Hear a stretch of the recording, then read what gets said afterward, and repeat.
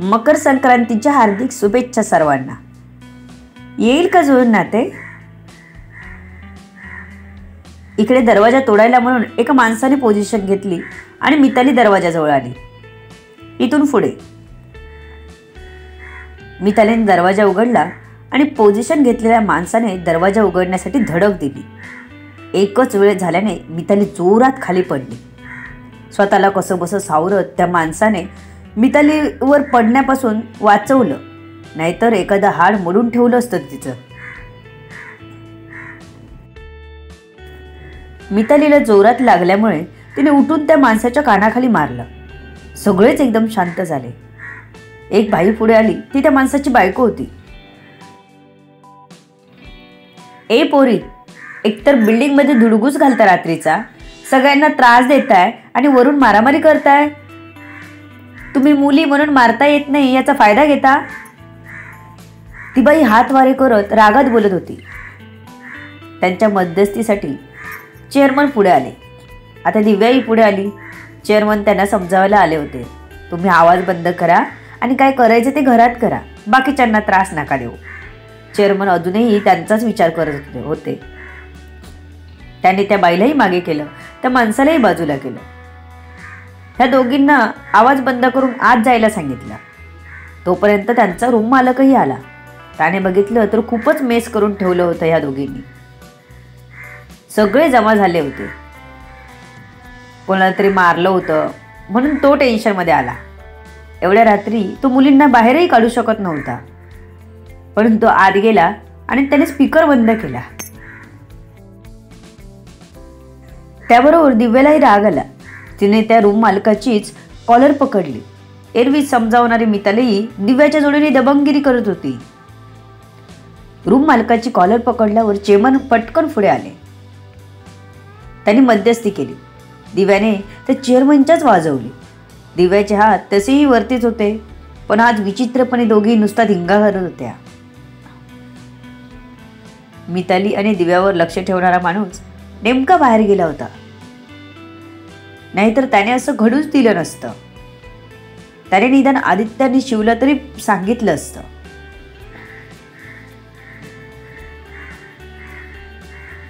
आता मात्र तिथे जमलेले सगळेच भडकले आणि त्यांची पोलीस कंप्लेंट करायची ठरवली सगळ्यांनी.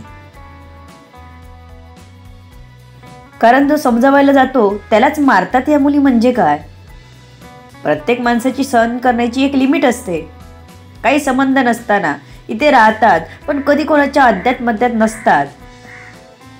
म्हणून माणुसकी या नात्याने जो तो त्यांना समजावायला जात होता, समजावायला बघत होता, पण त्या काही कोणाचं ऐकत नव्हत्या.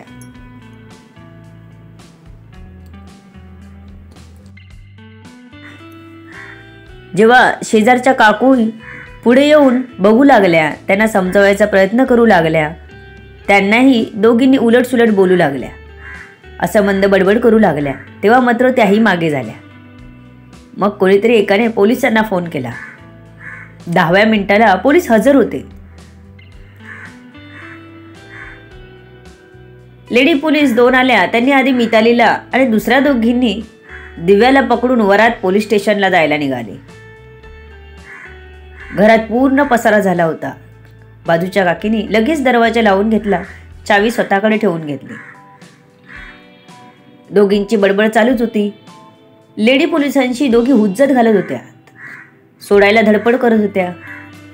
जेमतेम गेटवर आल्या असतील की आदित्यचा माणूस बिल्डिंगमध्ये यायला आला, तर त्याला पोलीस दिसले. म्हणून त्याने नीट बघितलं तर या दोघी होत्या. हे कसं शक्य आहे? मी तर अगदी थोड्या वेळापूर्वी बाहेर गेलेलो. या दोघींची एवढी अवस्था मला कशी नाही समजली? त्याने पोलिसांना 2 मिनिटं थांबायला सांगितलं आणि शिवला पटकन कॉल केला. दिव्या सरळ उभी राहत नव्हती. दुरून कोणीतरी गुपचूप यांचे फोटो काढत होतं, जे कोणालाच माहित नव्हतं. मिताली तर पूर्ण लुडकली होती.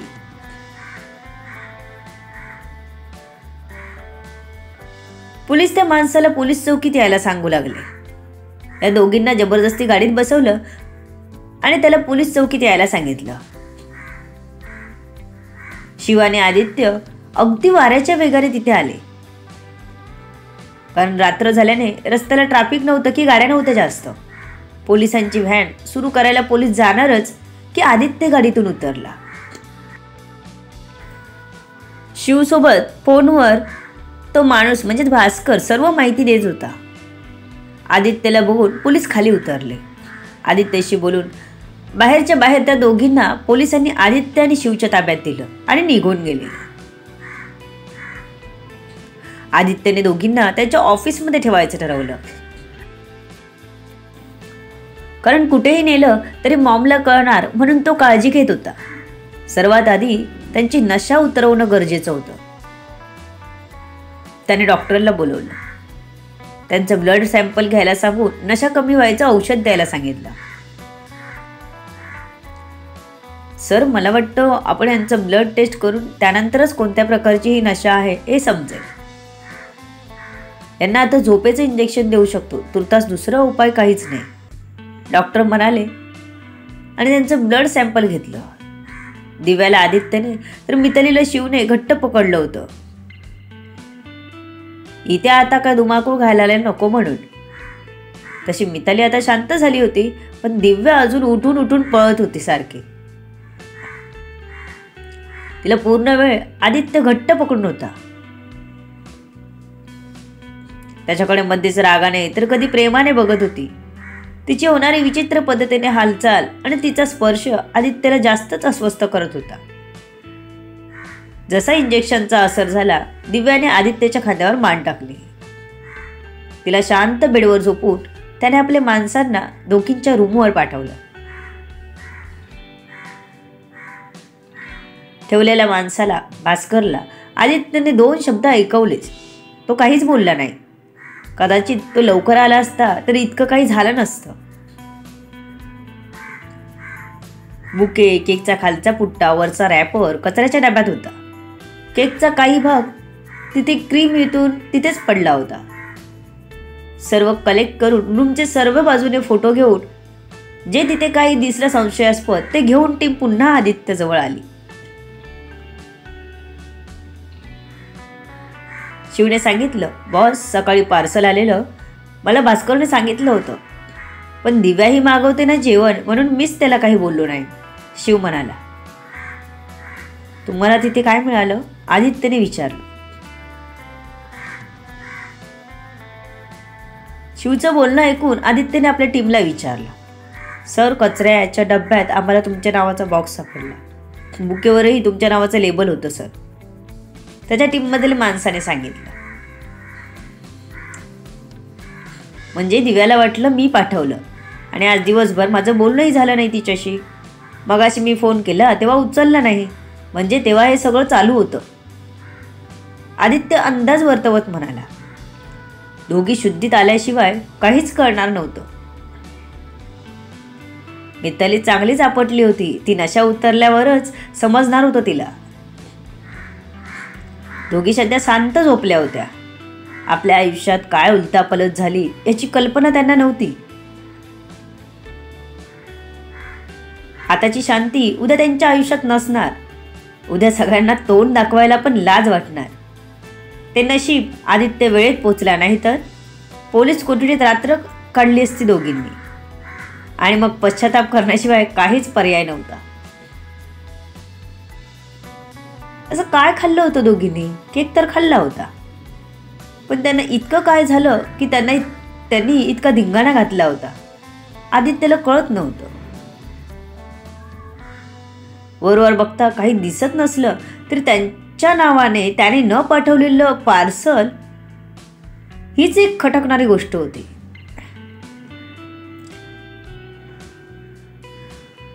सर्व पेपर वगैरे पडलेले काढले तेव्हा त्यावर एका कुरिअरचा स्टॅम्प होता. इथून चौकशी केली तर काहीतरी धागेदोळे मिळणार होते.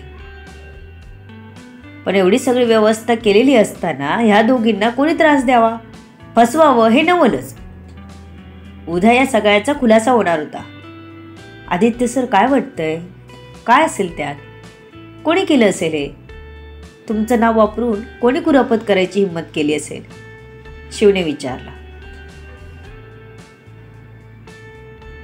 शिव आपल्याला पोचायला पाहिजे तिथपर्यंत. मी सोडणार नाही त्याला. माझा संशय पहिला स्मितावर जातोय, नाहीतर नितीन. दोघांव्यतिरिक्त दुसरं कोणी करेल असं वाटत नाही. सध्या तपास ह्याच बेसवर करायला हवा आपल्याला, आदित्य म्हणाला. त्याला खूप जास्त काळजी वाटत होती. एवढ्यावरच थांबलं म्हणून ठीक. ह्या दोघींनी कोणाला दुखापत केली असती किंवा मग ह्या दोघींना काही दुखापत झाली असती तर हे प्रकरण अजूनच लांबले असतं. थोडक्यात होतं म्हणून पोलिसही ऐकले होते, नाहीतर झक मारत आदित्यला पोलीस चौकी गाठायला लागली असती. त्याने झोपलेल्या दोघींकडे बघितलं. एवढं कांड करून आरामात झोपल्या तर दोघी. To be continued. बघू पुढे काय होतंय. सर्व गोष्टी करण्यासाठी आरबी व्हायरल फीवरवर पुढील येणारे भाग वाचायला आणि ऐकायला विसरू नका. तुमच्या अमूल्य प्रतिसादाची आतुरतेने वाट बघते. पुन्हा एकदा तुम्हा सर्वांना मकर संक्रांतीच्या खूप खूप शुभेच्छा. लेखिका शब्दवेदी उर्फ संतोषी राणे पाताडे. धन्यवाद. निरनिराळ्या कथा ऐकण्यासाठी या चॅनलला सबस्क्राईब करा.